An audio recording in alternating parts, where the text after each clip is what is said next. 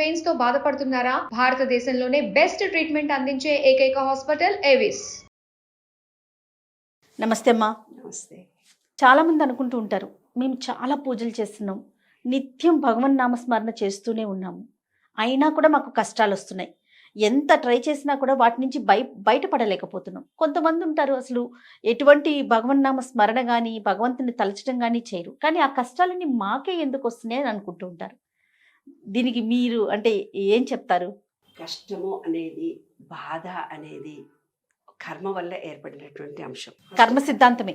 కర్మ సిద్ధాంతం. కర్మ అనేది ఎట్లా ఏర్పడుతుంది అన్నదానికి ఒక ఉదాహరణ చెప్తాను నేను.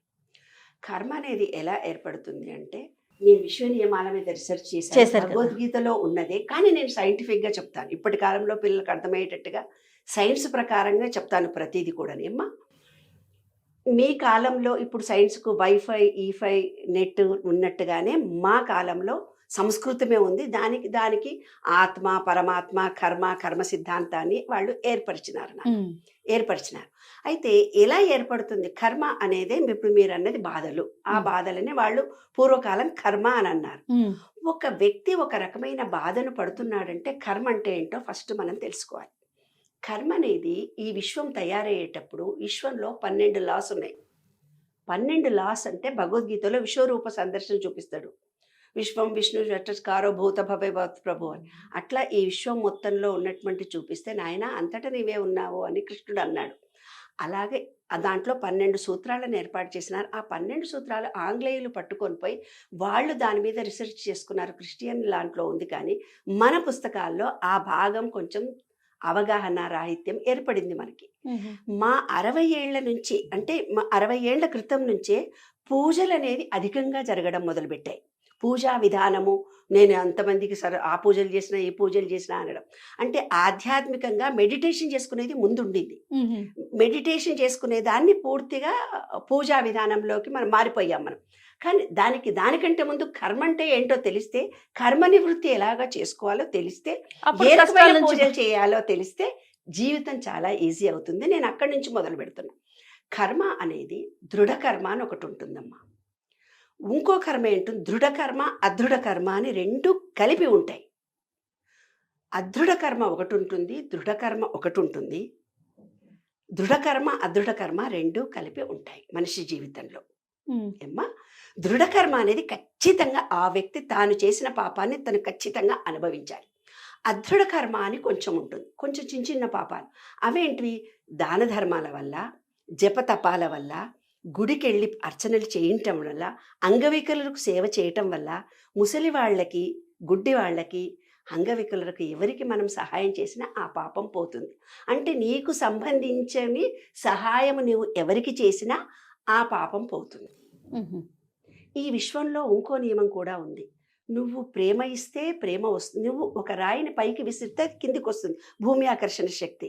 దీన్ని ఏమన్నారంటే అనంతము అన్నారు. అంటే ఈ విశ్వం అంతా శూన్యంతో నిండిపోయింది అని అన్నారు. మనం కూడా శూన్యమే, విశ్వం కూడా శూన్యమే. అంటే ఏమీ లేదని అర్థం కాదు, అక్కడ రౌండ్గా ఉందని అర్థం. దాంట్లో అద్భుతమైనటువంటి చైతన్య శక్తులు చాలా ఉన్నాయి. అదొక చైతన్యము, దాన్నే వాళ్ళు పరమాత్మ అని పేరు పెట్టారు. పరమాత్మ అని పేరు పెట్టి పాజిటివ్ ఎనర్జీ ఒకటి ఉంది. ఆ పాజిటివ్ ఎనర్జీ చుట్టే ఈ విశ్వం అంతా అన్ని గ్రహాలు. ఇప్పుడు నిన్న వీడియోలు వచ్చాయి, భూమి చుట్టూ ఎలా తిరుగుతుందో వీడియోలు వస్తున్నాయి. ఏం కాదు, ఒక పాయింట్ చుట్టూ గ్రహాలన్నీ తిరుగుతూ పోతుంటుంది, ఓవల్ షేప్లో తిరుగుతుంటుంది. అదొక పెద్ద సబ్జెక్ట్. అది పాజిటివ్ ఎనర్జీ. మనలో చిన్న చిప్ ఉంటుంది, ఇక్కడ మనదో కూడా ఎనర్జీ ఉంటుంది. ఈ ఎనర్జీ ఇది 0, అది 0, కాబట్టి అనంతం. అనంతం అని ఎందుకు చూపించారంటే, ఈ విశ్వంలో నీ వేసింది పైకి పోతుంది, మళ్ళీ నీ దగ్గరికే వస్తుంది, మళ్ళీ పైకి పోతుంది, మళ్ళీ నీ దగ్గరికే వస్తుంది. అందుకని యోగా మాస్టర్స్ ఏం చేస్తారు, కళ్ళతో 8 ఆకారంలో మీరు తిప్పండి, ఉల్టా తిప్పండి అంటారు కన్నును. అంటే అనంతంలో మనం నేచర్ క్యూర్ హాస్పిటల్లో 8 ఆకారంలో నడవమంటారు.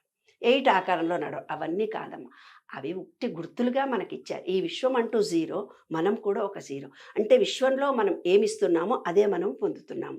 ఈ విశ్వం పంచభూతాలతో నిర్మితమైంది, మన బాడీ కూడా పంచభూతాలతో నిర్మితమే. ఒక పాపం చేసింది అదృఢ కర్మ అన్న. అదృఢ కర్మ అని చేసింది మళ్ళీ మనం ఫ్రీగా సర్వీస్ చేసినప్పుడు మళ్ళీ మనకు వచ్చేసి అది బ్లెస్సింగ్స్గా తిరిగి మనకు వస్తుంది. దృఢకర్మ అంటే చాలా కొన్ని తెలియని పాపాలు ఏవో చేస్తుంటే అది ఖచ్చితంగా ఆ వ్యక్తి. కానీ రెండవ పాపం ఎలా ఉంది, దృఢకర్మ ప్లస్ అదృఢకర్మ రెండు కలిపి ఉంది. అప్పుడేమవుతుందంటే ఒక అబ్బాయి 10th క్లాస్ పరీక్ష రాయడానికి వెళ్తాడు. 10th క్లాస్ పరీక్ష వాళ్ళ అమ్మ వాళ్ళకి ఎవరో జాతకాలు చూపించింటారు. చూపించి ఏం చెప్పింటారంటే, అమ్మ మీ పిల్లగానికి జపాలు చేయించండి, చేస్తే మంచిగా అవుతుంది అంటే వాళ్ళు ఏదో జపాలు చేయించుంటారు. వీడు కూడా దేవుడికి దండం పెట్టుకోరింటాడు. అయితే అన్ని పరీక్షలు రాసి లాస్ట్ పరీక్ష నాడు కాలు ఫ్రాక్చర్ అవుతుంది. లేకపోతే అన్ని పరీక్షల్లో 31 మార్కు వస్తుంది ఒక పరీక్షలో వాడికి. అంటే అదృఢకర్మ పోయింది, దృఢకర్మ వాడు అనుభవించాలి. దృఢకర్మ ప్లస్ అదృఢకర్మ రెండు ఉన్నాయి కదా ఇక్కడ. అవునవును. కాబట్టి అప్పుడు వాడికి ఏమవుతుంది, వాడు ఫెయిల్ అవుతాడు. ఎందుకు ఫెయిల్ అయినరా బాబు అంటే లాస్ట్ డేనే జ్వరం వచ్చింది, లాస్ట్ డేనే కింద పడ్డాడు, లేస్ట్ అంతా రాసి ఒకటి మర్చిపోయాడు వాడు. కాబట్టి 30 మార్కుల్లో వాడు ఫెయిల్ అవుతాడని. అంటే దృఢకర్మ అదృఢకర్మ రెండు ఉన్నటువంటి దాంట్లో అదృఢకర్మ మన పుణ్యకార్యాల వల్ల, గుళ్ళు గోపురాలు తిరిగి రావడం వల్ల అది తగ్గిపోతుంది. పోయి ఈ దృఢకర్మ మాత్రం వీడు ఖచ్చితంగా అనుభవించాలి. అట్లా 3 కర్మలు మన చుట్టూ ఉంటే ఆ 3 కర్మలు ఖచ్చితంగా మనం అనుభవిస్తాం. కాబట్టి ఏమంటారు పెద్దవాళ్ళు, ఏదైనా ఇవాళ ఈ విశ్వ నియమాల్లో కూడా కండిషన్ ఒకటే, ఇవాళ నీవేవి అనుభవిస్తున్నావో అది నీ థాట్లో లేకుండా బయట జరగలేదు, అది నీలో వచ్చిన దాంట్లోనే నీవు అనుభవిస్తున్నావు అంతే. దానికి ఒక ఉదాహరణ చెప్తాను. కర్మ అనేది ఎలా మారుతుంది, కర్మ అనేది ఎలా తయారవుతుంది. ఇప్పుడు 3 కర్మలు మనం చూసాం కదా. ఒక వ్యక్తి ఇద్దరు బిజినెస్ పార్ట్నర్స్ ఉంటారు. ఈయన ఆయన ఇద్దరు ఉంటారు. ఒక ఆయనకి ఎందుకో లాస్ వచ్చేస్తుంది.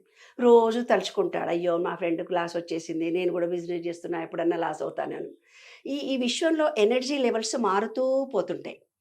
ఎనర్జీ లెవెల్స్ మారడం అనే గ్రహాల గతిగతి అని మన జ్యోతిష్ శాస్త్రంలో చెప్పారు. శుక్రుడు వస్తాడు, శని వస్తాడు, శని పడతాడు రా నీకు, అంగారకుడు మారతాడు రా, శని పట్టినప్పుడు అవుతుంది, లేదా కాలసర్ప దోషం ఉంది, ఇలాంటి మాటలు అంటే ఈ ఎనర్జీ లెవెల్ ఇలా మారుతూ పోతున్నప్పుడు మనిషి జీవితంలో ఒక గ్రహ దశలో పుట్టినప్పుడు ఆ దశ మనలోకి వచ్చినప్పుడు అప్పుడు ఏమవుతుందంటే గ్రహం మారుతుంది. మారగానే అతని మామూలుగా ఏం చెప్తారు మీకు, శని పట్టింది కాబట్టి శనీశ్వరుడి దగ్గరికి వెళ్ళి పూజ చెయ్యి అని చెప్తారు. మనం చెయ్యలక్కర్లేదు, మనమే ఆటోమేటిక్గా శనీశ్వరు గుడికి వెళ్ళడం కానీ శనికి పూజ చేయడం కానీ మనం ఆటోమేటిక్గా చేస్తాం. అదే కర్మ అంటే. ఇప్పుడు ఇతనికి బిజినెస్ పార్ట్నర్లో మోసపోయినాను అని అన్నాడు కదా, వాడు మోసపోయాడు కాబట్టి నేను కూడా మోసపోతానేమని భయం ఇంటర్నల్గా తన సబ్ కాన్షియస్ మైండ్లో పెట్టుకుంటాడు. ఏవైతే నమ్మకాలు విశ్వాసాలు అతని దగ్గర ఉండిపోతాయో అదే ఏమవుతుంది, గ్రహస్థితి బాగా లేనప్పుడు అది జరుగుతుంది. ఈయన కూడా మోసపోతాడు, ఈయన కూడా బిజినెస్లో లాస్ అవుతుంది. ఎవరు చేశారు, ఇతను పదే పదే నేను కూడా లాస్ అవుతానేమో అని ఆలోచించాడు. తన సబ్ కాన్షియస్ మైండ్లో ఒక ఫీలింగ్ని ఏర్పరుచుకున్నాడు. అప్పుడు ఎప్పుడైతే నెగటివ్ ఫీలింగ్లోకి ఇతను ఎంటర్ అయినాడో ఇతని గ్రహదశలు మారుతూ ఉన్నప్పుడు అది ఎఫెక్ట్ ఇస్తుంది అన్నమాట. అంటే విశ్వం ఒక ఎనర్జీ లెవెల్తో పోతుంటుంది, మన మాట మన ఆలోచన కూడా ఒక ఎనర్జీ లెవెల్తో ఉంటుంది. దీన్నే కర్మ అన్నారు. సో దీన్ని ఖచ్చితంగా మనం ఎన్ని పూజలు చేసినా ఎంత చేసినా కూడా అనుభవించాల్సింది ఉంటే ఖచ్చితంగా అనుభవించి తీరాల్సింది, అంతే కదమ్మా. దాని నుంచి మనం తప్పించుకో. అయితే భావాలను మార్చుకుంటే కర్మను మార్చుకోవచ్చు. ఓకే, అంటే మన ఆలోచన విధానాన్ని మార్చుకుంటే తనలో పరివర్తన కలిగి తన సబ్ కాన్షియస్ మైండ్లో ఉన్న పాపాన్ని తొలగించుకునే మార్గాలు కూడా ఉన్నాయి. ఆ మార్గాల ద్వారా కూడా మనం బయటపడవచ్చు. రైట్. నమస్తే అమ్మ, సంతోషం.